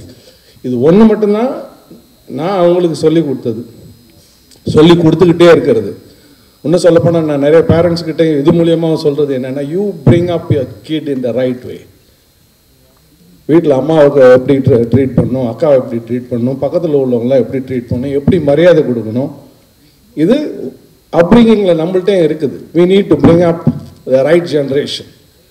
அது இல்லைனாக்கா இது மாதிரி தான் தவறான விஷயங்கள், தவறான வாய், தவறான எண்ணம், தவறான வார்த்தைகள், அருவருப்பாக பேச தெரியும், கூச்சப்படாமல் அருவருப்பாக பேச முடியும். இதெல்லாமே நடக்கும். So it is in our hands also. நம்ம வீட்டில் உள்ள பிள்ளைங்களை நம்ம கொஞ்சம் கவனம் எடுத்து சரியாக பேசுகிறாங்களா, சரியாக இருக்கிறாங்களா, ஒழுக்கமாக இருக்கிறாங்களா, வெறும் ஜெயிக்கிறது காசு சம்பாதிக்கிறது மட்டும் இல்லாமல் இந்த விஷயங்களையும் நம்ம எல்லாம் கொஞ்சம் ஃபோக்கஸ் பண்ணணும். இந்த மேடையை அந்த ஏன்னா இங்கே நிறைய விஷயங்கள் எனக்கு வந்து அப்படியே டக்குன்னு ஸ்பார்க் ஆச்சு. நிறைய பேர் நான் இயக்குநர்களாக இருந்திருக்கிறாங்க, அவங்களாம் எனக்கு தெரியல, ஆனால் அவங்க படங்களை பார்த்துருக்கேன், அவங்க படங்களை ரசிச்சிருக்கிறேன். அப்படி தான் பக்கத்தில் கிடா இயக்குனர் உட்காந்துருக்கார், எனக்கு அவர் தான் தெரியாது. அதே மாதிரி இவங்க உங்கள் பேரும் எனக்கு இப்போ ஆனால் அவங்கள்ட்டையும் ஃபோனில் எல்லாம் பேசியிருக்கிறேன். ஸோ இது எல்லாமே இந்த மேடையில் நடந்த ஒரு சந்தோஷமான விஷயங்கள். மிக நல்லா வரணும். மங்கை வந்து it's very very impressive and very interesting. அது வந்து சில பேர் என்கிட்ட கேட்டாங்க, என்ன சார் இப்போ இது பொண்ணுங்களை பற்றினா என்ன சார்? பொண்ணுங்களை பற்றிலாம் இல்லை சார். வந்து அவர் ஒரு சின்ன லீடே கொடுத்துட்டார், எப்படி ஆரம்பிக்கிற ஒரு மூவி எப்படி முடியுது. கடைசியாக அந்த பையனோட பார்வையில் பொண்ணுங்கன்னா இப்படியா, பொண்ணுங்கன்னா இப்படி தான் அப்படின்னு நினச்சிட்டு இருக்கிற ஒருத்தன் வந்து பொண்ணுங்கன்னா இப்படியா அப்படின்னு ஒரு பிரமிப்பை கொண்டு வரக்கூடிய ஒரு ஸ்கிரிப்டாக டைரக்டர் சார் சொல்லியிருந்தார். இடனோ நீங்கள் கிரிஷ் சார் உங்களை விஷ் பண்ணது, துஷியை விஷ் பண்ணது சொல்லாமான்னு தெரில. பட் டைரக்டர் வந்து வானம் கிரிஷ் கூட ஒர்க் பண்ணியிருந்துருக்கிறார். ஸோ படம் முடிஞ்ச உடனே அவர் வந்து ஹைதராபாத் போயிட்டு கிரிஷுக்கு படத்தை போட்டு காமிச்சிருக்கிறாரு. Is a huge director. நானும் வானம்ல அவர் கூட ஒர்க் பண்ணியிருக்கேன். தெலுங்கில் அவ்வளோ பெரிய டைரக்டர். படத்தை பார்த்துட்டு படத்தை பற்றியும் துஷ்யந்துக்கு பர்சனலாக ஒரு மெசேஜும் போட்டிருந்தாரு.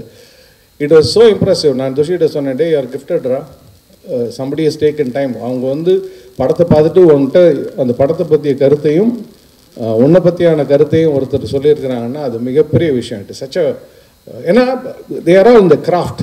ஒரு இஸ் ஏ பிக் டைரக்டர், அவருக்கு இந்த படம் பிடிச்சிருக்குது அப்படின்னா there is material in the film. So இந்த மெட்டீரியலை கொண்டு போய் சேர்க்கணும்னு மிக தாழ்மையோடு நான் மீடியா தான் கேட்குறேன். ஏன்னா இதுவே ஒரு பெரிய ஸ்டார் ஸ்டடர் ஷோவாக இருந்தால் இங்கே நேரத்துக்கு அவ்வளோ பேர் கூட்டம்லாம் இருக்கும். பட் அதெல்லாம் இல்லை. காரணம் என்னென்னா இங்கே அப்படி யாரும் இல்லை. பட் இந்த படம் வெளியே வந்து மிகப்பெரிய வெற்றி அடைஞ்சதுன்னா இது எல்லாருக்கும் மிகப்பெரிய மரியாதை, மிகப்பெரிய அங்கீகாரம். அது உங்களால் மட்டுமே முடியும். You all only can support and help a good movie. எனக்கு முன்னாடி பேசின நண்பர்கள் சொன்ன மாதிரி எல்லா படத்துக்கும் சொல்லணும்னு அவசியம் இல்லை. நீங்கள் எப்படியும் படம் பார்ப்பீங்க. ஏன்னா ப்ரொடியூசர் அவ்வளோ அற்புதமாக எல்லாம் பண்ணிகிட்டு இருக்காரு. எனக்கு தெரிஞ்சு அவர் ஃப்ரெஷ்ஷும் எப்படியும் காமிப்பார். உங்கள் எல்லாருடைய கருத்துக்களும் படத்தை இன்னும் கொஞ்சம் அடுத்த லெவலுக்கு கொண்டு போகிறதுக்கு உண்டான ஒரு படியாக இருக்கணும்னு வேண்டிக்கிறேன். தேங்க்யூ. அனைவருக்கும் வணக்கம். முதல்ல இந்த மாதிரி ஒரு அறிமுகம் கொடுத்ததுக்கு ரொம்ப நன்றி செல்வேந்திரன். இதுக்கு பின்னாடி இருக்க கலைஞர்கள் பற்றி பேசுகிறதுக்கு முன்னாடி நான் வந்து இந்த படத்தோட ட்ரெய்லர் அண்ட் சாங்ஸ் ரொம்ப ரொம்ப நல்லா இருந்துச்சு. ட்ரெய்லரில் சொல்லாத நிறைய விஷயம் படத்தில் இருக்குதுன்னு நினைக்கிறேன். ரொம்ப அதுவும் 2வது சாங் வந்து மிகப்பெரிய ஒரு அதிர்வை கொடுத்ததாக தான் சொல்லணும். ரொம்ப நல்லா இருந்தது. அப்புறம் இந்த விழாக்கு என்னை அழைச்சது வந்து கார்த்திக் துரை தான். நான் எப்போ எந்த படம் ஆரம்பித்தாலும் ஃபஸ்ட் ஆளாக வந்து என்னை வாழ்த்துறதுக்கு வருவார். நான் மின்மினி ஆரம்பிக்கும் போதும் அவர் தான் வந்தார். ஒரு ஃப்ரேமில் ஒரு நல்லவர் தேவைப்பட்டார், நான் அவரை தான் நிறுத்தினேன். ஸோ அந்த மாதிரி அவர், ஏன்னா எல்லாருக்கும் சினிமாவில் இருக்கவங்களுக்கு தெரியும். நான் கூட அவர் சென்னை வந்து தான் எல்லாருக்கும் இப்படி ஹெல்ப் பண்ணுறாருன்னு நினச்சேன். பார்த்தா அவர் மதுரையிலேருந்தே அவர் கதையை அப்படியே ஆரம்பிக்குது. ஸோ எல்லாருக்கும் உதவுறதுக்காகவே ஒரு மனுஷன் இருக்காருன்னா அவர் கார்த்திக் துரை தான். ஸோ அவர் ஒரு அன்சங் ஹீரோவாக இருந்துட்டு இப்போ அவர் வெளிச்சத்துக்கு வராரு. அவர் பேர் இங்கே பார்க்குறக்கும் போது நான் ஃபஸ்ட் ஆளாக வந்து வாழ்த்தணும்னு ஆசைப்பட்டேன். அதுக்காக தான் வந்திருக்கேன். அப்புறம் எனக்கு கயல் ஆனந்தி வந்து ரொம்ப ரொம்ப பிடிக்கும். ஒரு மாதிரி என்ன சொல்கிறது, ஒரு அழகான திறமையான பெண்களில் வரிசைப்படுத்தணுன்னா என்னோடய ஃபஸ்ட்டு டாப் 10ல் அவங்க இருப்பாங்க. அந்த அளவுக்கு எனக்கு கயல் ஆனந்தி ரொம்ப பிடிக்கும். ஸோ அவங்க படம் அப்படின்ட்டு இவங்க 2 பேருக்கான ஒரு பரிச்சயத்தில் தான் நான் இங்கே வந்தேன். ஆனால் இங்கே வந்து பார்த்ததுக்கப்புறம் இவ்வளோ டெக்னீஷியன்ஸ், இவ்வளோ பஞ்ச் ஆஃப் டேலண்ட்ஸ் இங்கே இருக்காங்க அப்படிங்கிறத புரிஞ்சுக்கிட்டேன். முக்கியமாக தீயா இருக்கிற அந்த தீசனோட பாடல்கள் ரொம்ப ரொம்ப நல்லா இருந்துச்சு. ப்ளஸ் எனக்கு போன வருஷம் ரொம்ப நிறைவாக இருந்த படம் கிடாக்கும் அவர் தான் மியூசிக் கம்போசர் அப்படின்னு தெரியறதுக்கும் சந்தோஷமாக இருக்குது. கிடா டைரக்டர் இங்கே இருக்கிறது எனக்கு ரொம்ப, ஏன்னா நிஜமாகவே எனக்கு போன வருஷம் வந்து ஒரு முழுமையான ஒரு படமாக நான் கிடாவை தான் பார்த்தேன். ஸோ அதுக்கப்புறம் அதுக்கு பின்னாடி பாடல் வந்து ஒரு பாடலாசிரியர் எப்படி எவ்வளோ அழகாக அறிமுகப்படுத்தி வச்சார், இந்த எதை பற்றி இருக்குது என்னங்கிறத ஒரு கார்த்திக் நேதா சார் அறிமுகப்படுத்தின விதம் ரொம்ப நல்லா இருந்தது. அண்ட் எல்லா கலைஞர்களுமே இப்போ எடிட்டர்ஸ்லாம் வந்துட்டு எப்போவுமே அவங்க ரொம்ப நெருக்கத்தில் பார்ப்பாங்க ஆக்டர்ஸ், ஏன்னா எல்லா விஷயமும் அவங்களுக்கு தெரியும். பட் அவங்க வந்து இது நல்லா இருக்குது அப்படின்னு ஒரு எடிட்டர் வந்து சொல்கிறதும் ரொம்ப சூப்பராக இருந்துச்சு. யூஸ்வலாக ஒரு மாதிரி ரிசர்வ்டாக இருப்பாங்க, அவர் பேசினது அந்த மாதிரி எல்லாமே ரொம்ப நல்லா இருக்குது. ஜேபி சார்கிட்ட கேட்டுட்டு இருந்தேன், எனக்கு வந்து இங்கே வந்தோன்னே புரிஞ்சுக்கிட்டேன், ஓகே ஆக்டர் ஹீரோ வந்து ஜேபி சாரோட பையன் அப்படின்ட்டு. பட் ஆனால் அவர் தான் ஈசனில் நடிச்சாருங்கிற விஷயத்தை நான் மறந்துட்டேன். ஆப்வியஸாக 15 இயர்ஸ் ஆனதுனால நான் எனக்கு ஈசன் படம் ரொம்ப பிடிக்கும், ஈசனாக நடித்த துஷ்யந்தையும் ரொம்ப ரொம்ப பிடிக்கும். இன்னுமே நான் வந்து அந்த கண்ணில் அன்பை சொல்வாலே பாட்டை வந்து எவ்ரி இயர் எங்கள் அக்கா பர்த்டேக்காக நான் டெடிகேட் பண்ணிகிட்டு இருப்பேன். அந்த பாட்டில் அவ்வளோ சூப்பராக இருப்பார். எனக்கு வந்து இவ்வளோ ஷார்ப்பான ஒரு ஃபீச்சர்ஸோடு இவ்வளோ நல்லா நடிக்கிற பையனா அப்படின்னு அந்த வீடே வந்து அவர் ஓன் பண்ணுவார். அப்படி வந்து அந்த ஷார்ட், அந்த ஊஞ்சலில் தாண்டிட்டு போகிற ஷார்ட் எல்லாமே ரொம்ப சூப்பராக இருக்கும். ஸோ அவர் தானே இவருன்ட்டு திருப்பி நான் ஜேபி சார்ட்ட கன்ஃபார்ம் பண்ணிகிட்டு இருந்தேன். ஸோ இத்தனை பஞ்ச் ஆஃப் டேலண்ட்ஸ்க்காக நான் வந்து நிச்சயமாக இந்த படத்தை நான் பார்க்குறதுக்கு ஆவலாக இருக்கேன். முக்கியமாக அது சொல்கிற கருத்துக்காகவும் நான் அந்த படத்தை பார்க்குறதுக்கு ரொம்ப ஆவலாக இருக்கேன். ரொம்ப நன்றி. எல்லாருக்கும் என்னோடய வாழ்த்துக்கள் வணக்கங்களை தெரிவிச்சுக்கிறேன். ரொம்ப நன்றி. அனைவருக்கும் வணக்கம். மீடியா, ப்ரெஸ் பீப்புள்ஸ், டைரக்டர்ஸ், அனைத்து டைரக்டர்ஸ்க்கும், அப்புறம் ஜேபி சார், துஷி, கயல் ஆனந்தி மேம், குபேந்திரன் டைரக்டர், எல்லாத்துக்கும் வாழ்த்துக்கள். ஆக்சுவலாக இவ்வளோ தூரத்துக்கு இந்த படம் வந்து நல்லபடியாக வந்துட்டுருக்கு. எண்ணம் போல் வாழ்க்கை, அவ்வளோதான், வேறு ஒன்றும் இல்லை. நம்ம கொண்டு போகணுன்னு நினச்சோம், படமும் அந்த மாதிரி நாங்கள் வேலை செய்ய ஆரம்பித்தோம், அது எங்களை தள்ளி கொண்டு போகுது, அவ்வளோதான். இதுதான் நடக்கிற உண்மை, வேறு ஒன்றும் இல்லை. படமாக பார்த்து ஆச்சு, ரெடி ஆகிடுச்சு, காப்பி ரெடி ஆகிடுச்சு. படம் எல்லாமே சினிமாவில் வந்து கம்ப்ளீட் பண்ணுறது ரொம்ப ஈஸி. படம் எடுத்துடலாம், ஷூட்டிங் போயிட்டு கம்ப்ளீட் பண்ணுறது.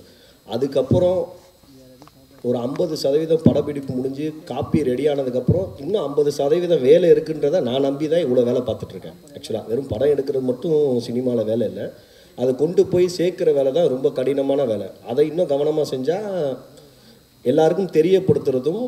இப்போ ரொம்ப சிம்பிளாக சொன்னோம், வீட்டில் பால் பேக்கெட் நமக்கு காலையில் 6 மணிக்கு வர மாதிரி, பேப்பர் வர மாதிரி படமும் வரும் அப்படின்ற மாதிரி தெரிய வைக்கணும். அதுதான் சினிமாவில் முக்கியமான வேலைன்னு நான் நம்புகிறேன். எனக்கு தெரிஞ்சு அதை தான் நான் கரெக்டாக செஞ்சிட்ருக்கேன்றது நம்புகிறேன். இப்போ இறைவன் மிகப்பெரியன்னு ஆரம்பித்தோம், அதுக்கப்புறம் மங்கை ஆரம்பித்தோம், அடுத்தடுத்து இந்திரான்னு ஆரம்பித்தோம், நிறைய படங்கள் ஆரம்பித்தோம்.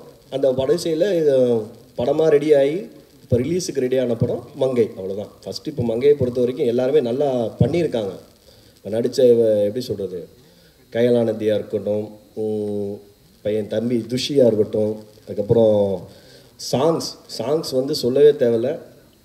படமாக வரதுக்கு முன்னாடியே சாங்ஸாக நாங்கள் வந்து பார்த்து தான் ஒரு விஷயமும் ஒரு பாட்டும். இப்போ எப்படி மாமன்னன் ஆடியோ லான்ச் போயிட்டோன்னா யுகபாரதி சாரை வந்து சந்திக்க போகும்போது அங்கேருந்து சந்தித்ததோட யுகபாரதி சார் இந்த ஒரு பாட்டு பண்ணால் எப்படி இருக்குன்னு சொல்லி டேரக்டர்கிட்ட டிஸ்கஸ் பண்ணிட்டு இருந்தோம். ஆக்சுவலாக அந்த அப்படி ஒன்றுன்னா உருவானது தான். ஒன்று மாமன்னனுக்கு அப்புறம் தான் யுகபாரதி சார் அந்த பாட்டை எழுதினார். இதுதான் மாமன்னன் ரிலீஸில் நடந்த இன்சிடென்ட் தான் அந்த பாட்டு. ஒவ்வொரு கபிலன் சார் இருக்கணும், கபிலன் சார் வந்து இன்னொரு ஒரு தருணத்தில் சந்திக்கும் போது அப்படியே சார் கபிலன் சார் வந்து பண்ணால் எப்படி இருக்குன்னு சொல்லிட்டு நானும் டேரக்டரும் டிஸ்கஸ் பண்ணி ஆரம்பிக்கும் போது ஒரு பாட்டு தான் இருந்துச்சு இந்த படத்தில். இதுதான் உண்மை. ஆக்சுவலாக ஷூட்டிங் போகும்போது தீசன் மியூசிக் டைரக்டருக்கு ஒரு பாட்டு தான். இப்போ தீசனுக்கு வந்து இது வந்து எப்படி சொல்கிறது, இது ஒரு ப்ரூவ் பண்ணுறதுக்கு ஒரு நல்ல, ஆல்ரெடி ப்ரூவ் பண்ணிட்டாப்புல, ஒரு மியூசிக் டைரக்டருக்கு அடுத்தடுத்து ப்ரூவ் பண்ணுறதுக்கு வந்து சான்ஸ் கிடைச்சா, வாய்ப்பு கிடைச்சாதான் சச்சின் டெண்டுல்கரே இங்கே அதே மாதிரி வாய்ப்பு கிடச்சிது, அவர் ப்ரூவ் பண்ணியிருக்காரு, அவ்வளோதான். மியூசிக் டைரக்டர் வந்து அவர் கடமையை கரெக்டாக செஞ்சுருக்காரு. இந்த படத்தில் ஒரு பாட்டில் ஆரம்பித்த படம் இப்போ 5 பாட்டு இருக்குன்னு படத்தில். 1 by 1 எல்லாமே இப்போ மியூசிக் டைரக்டராக இருக்கட்டும், ஆர்ட் டைரக்டர் டிபார்ட்மெண்ட்டாக இருக்கட்டும், டான்ஸ் கோரியோகிராஃபராக இருக்கும், டான்ஸ் ப்ரோ அந்த பாட்டு எடுக்கும்போது நான் அங்கே போயிருந்தேன். அதுக்கேற்ற மாதிரி தம்பி எடிட்டர் வந்து எனக்கு தெரிஞ்சு டேரக்டரோடையே தான் இருந்தான் படம் முடிகிற வரைக்கும். படம் முடிஞ்சுட்டு இருப்பான்னு நம்பிக்கையோடு தான் இருப்போம். அதே மாதிரி எல்லா டேரக்டர்ஸும் இப்போ நான் வந்து யாதும் ஊரே யாவரும் கேள்வி போய் படம் பார்த்துட்டு வரும்போது சார் வந்து ஒரு ஸ்டைலில் இருந்தார். இப்போ அதே அவர் ஒரு எப்படி சொல்கிறது, அந்த படமும் ஒரு நல்ல திரைப்படம் தான், அதில் மாற்றுக்கிறது கிடையாது. அவருக்கு இப்போ என்ன ஒரே ஒரு விஷயம்னா ஹெல்த்து கொஞ்சம் சப்போர்ட் பண்ணல, ஆனால் நல்லா ஜாலியாக இருக்கார். எப்பயுமே கொஞ்சம் ஆக்டிவாக இருக்கக்கூடிய ஆள் பார்க்க போனால். அடுத்து இப்போ madam director madam, sorry madam, Halitha madam ஆக்சுவலாக அவங்க படத்துக்கு சப்போர்ட்லாம் நிறையா விஷயங்கள் நிறையா மறைமுகமாகவே நிறையா சப்போர்ட் பண்ணியிருக்காங்க. இப்போ அஃபிஷியலாகவும் நிறையா சப்போர்ட் பண்ணி மறைமுகமான அப்படின்னு நினைக்காதீங்க, நீங்கள் பெருசாக எதுவும் கண்டென்ட் ஆக்கிறாதீங்க.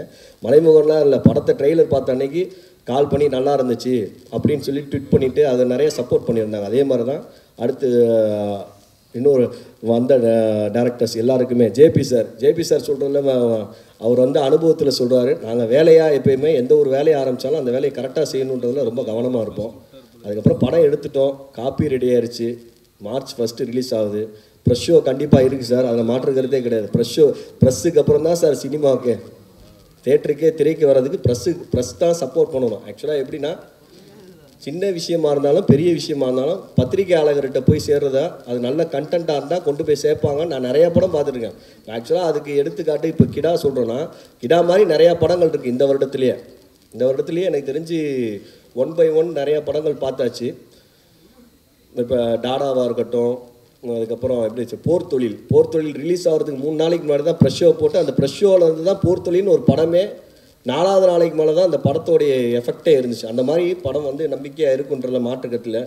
மேற்கு தொடர்ச்சி மலையை பொறுத்த வரைக்கும் லெனின் பாரதி சார் அவர் வந்து எப்படின்னா அவர் ஸ்பீச் இன்றைக்கி தான் நான் பார்க்குறேன். ஆக்சுவலாக படம் பார்த்துருக்கேன்.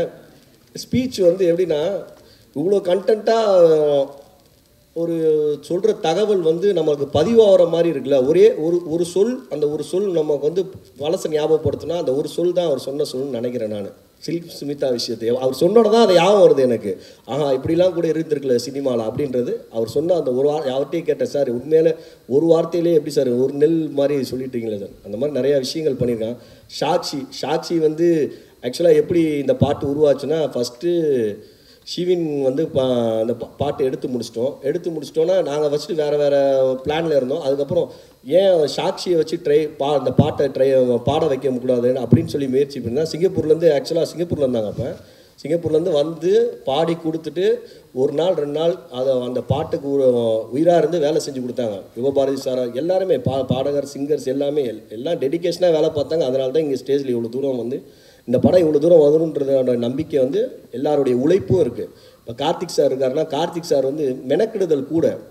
ஒரு வேலையை சொன்னால் அந்த ஒரு வேலையை முடிக்க 10 வேலை சொன்னாலும் 10 வேலையை முடிச்சுட்டு 11ஆவதாக என்ன வேலை இருக்குன்னு சொல்லி கேட்கக்கூடிய ஆள். அதே மாதிரி தான் குபேந்திரன் சாராக இருக்கட்டும், டேரக்டர் எல்லாருமே டீம் ஒர்க் தான், வேறு எந்த ரீசனும் கிடையாது. எல்லாருமே நான் அடுத்தடுத்து என்ன ப்ரொடக்ஷனாக சொல்கிறாங்க, எல்லாருமே சேர்ந்து வேலை பார்த்தோம். அந்த வேலை கரெக்டாக நடந்ததுனால இன்றைக்கி இந்த ஸ்டேஜில் நின்று இந்த பதில் சொல்லிகிட்ருக்கோம். கூடிய அடுத்த வாரத்தில் இந்த படம் வரும், பாருங்கள், நல்லபடியாக சப்போர்ட் பண்ணுங்கள்.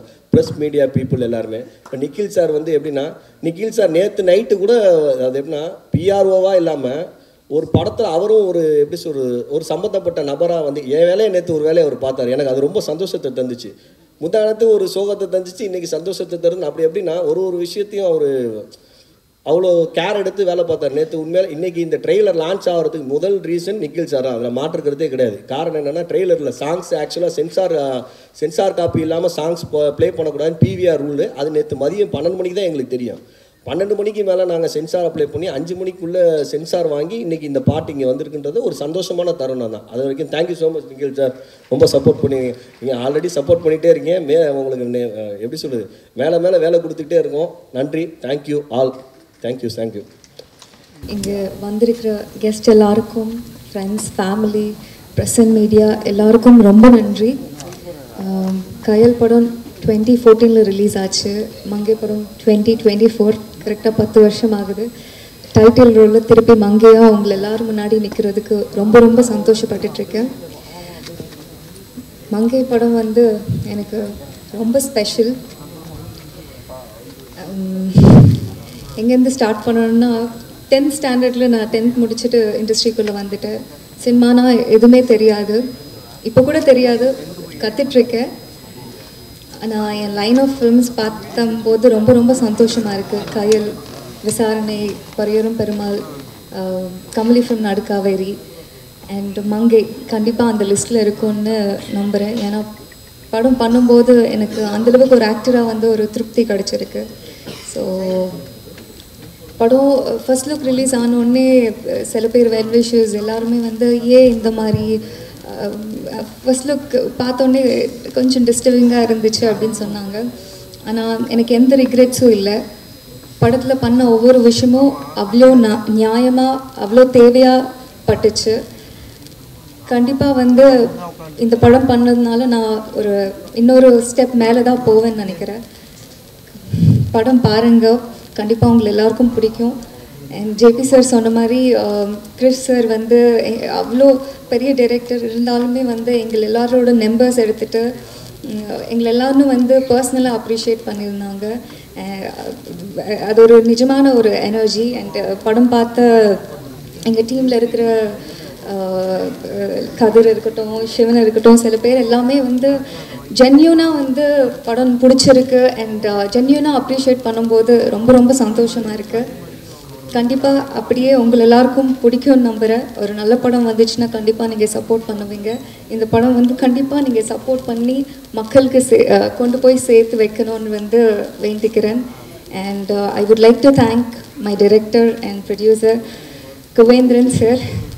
ரொம்ப ரொம்ப ரொம்ப நன்றி சார், இந்த ஸ்கிரிப்ட் எனக்கு கொடுத்ததுக்கு, இந்த கேரக்டர் எனக்கு கொடுத்ததுக்கு, என்னை நம்பி. சார் உங்களோட சின்சியாரிட்டி நான் பார்த்துட்டே இருக்கேன். கண்டிப்பாக வந்து உங்களோட 15 இயர்ஸ் கனவு கண்டிப்பாக ஜெயிக்கும். பெரிய டைரக்டராக வருவீங்க. அண்ட் எங்கள் producer Jason brothers, Jafar sir, படம் பண்ணுற வரைக்குமே வந்து அந்த ஃப்ரீடம் கொடுத்தாச்சு. அந்த எங்கே இன்வால்வ் ஆகணுமோ அந்தளவுக்கு தான் இன்வால்வ் ஆகிருக்காங்க. ஆனால் படம் முடித்ததுக்கப்புறம் it is completely my responsibility to reach the audience அப்படின்னு அவ்வளோ ஒவ்வொரு விஷயத்துலையும் வந்து இன்வால்வ் பண்ணிவிட்டு ஒரு படம் வந்து மக்களுக்கு ரீச் பண்ணணும்னு வந்து ஒரு ப்ரொடியூசரனே வந்து நினைக்காம எல்லாமே பண்ணுறாங்க. நீங்கள் நிஜமாகவே எங்களுக்கு கிடைச்ச ஒரு வரம் sir. Thank you so much. And எங்கள் இபி கார்த்திக் துரை சார் அவ்வளோ ஜென்யூனான ஹியூமன். நான் ராமன கூட்டமில் வந்து பண்ணியிருக்கேன். எதுவுமே பார்க்காம எல்லா வேலையும் பண்ணுவார். ஐ மீன் அசிஸ்டன்ட் டைரக்டராகவும் ப்ரொடக்ஷனும் பார்க்குறது எல்லாமே. அண்ட் ஒரு வாக்குக்காக ஒரு அன்புக்காக என்ன வேணாலும் பண்ணுற ஒரு ஜென்யூனான human being. Thank you so much Karthik sir for your genuine support. இப்போ வரைக்குமே வந்து நாங்கள் எதுவுமே கேட்க தேவையில்லை, அதுக்கு முன்னாடியே எல்லாமே செய்கிற ஒரு person. Thank you. And the man of the day Dheesan. கண்டிப்பாக படம் ரிலீஸ் ஆனதுக்கப்புறம் எல்லா பாட்டையும் வந்து மனசுக்குள்ளே நிற்கிற மாதிரி ஒரு சாங்ஸ் கொடுத்தாங்க. Thank you so much Dheesan. And எங்கள் சினிமாட்டோகிராஃபர் அமைதியாக இருப்பார், ஆனால் பவர்ஃபுல்லான விஷுவல்ஸ் காட்டிருந்தார். Thank you star sir. அண்ட் எங்களோட editor Antony, fight master, dance master Radhika ma'am, எல்லாருக்கும் மிகப்பெரிய நன்றி. அண்ட் என்னோட கோ ஆக்டர்ஸ் துஷி. ஏன் துஷி என்னை மேம், கையல் மேம் இதெல்லாம் கூப்பிடுறீங்க? எனக்கு ஒரு மாதிரி இருக்குது துஷி. தயவு செஞ்சு, நான் உங்களை விட ஒரு 3 வயசு சின்ன பொண்ணு தான் துஷி. என்னை விட சீனியர் தான். டீசன் வந்து என்னை விட சீனியர் தான் நீங்கள். ஆனால் துஷி வந்து அவ்வளோ ஜென்யூன் அண்ட் அவ்வளோ சிம்பிள் பர்சன். எங்கேயுமே வந்து நான் ஜேபி சார் பையன் ஒரு எதுவுமே இல்லை, அவ்வளோ சிம்பிளான ஹியூமன் பீயிங். எனக்கு கிடைச்ச ஒரு நல்ல friend. Thank you Thushi. It was a pleasure working with you. And Sivan, எனக்கு இன்னொரு ரொம்ப நல்ல ஃப்ரெண்ட் வந்து கிடச்சிருக்காங்க இந்த ஃபிலிமில். It was wonderful Sivan. ஒரு பியூட்டிஃபுல்லான பாண்ட் நம்ம ஷேர் பண்ணிகிட்ருக்கோம். Thank you so much.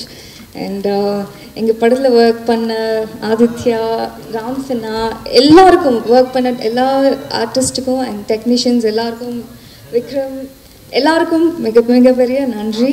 Please support பண்ணுங்கள். நன்றி. பிறப்போக்கும் எல்லா உயிருக்கும். தேங்க்யூ.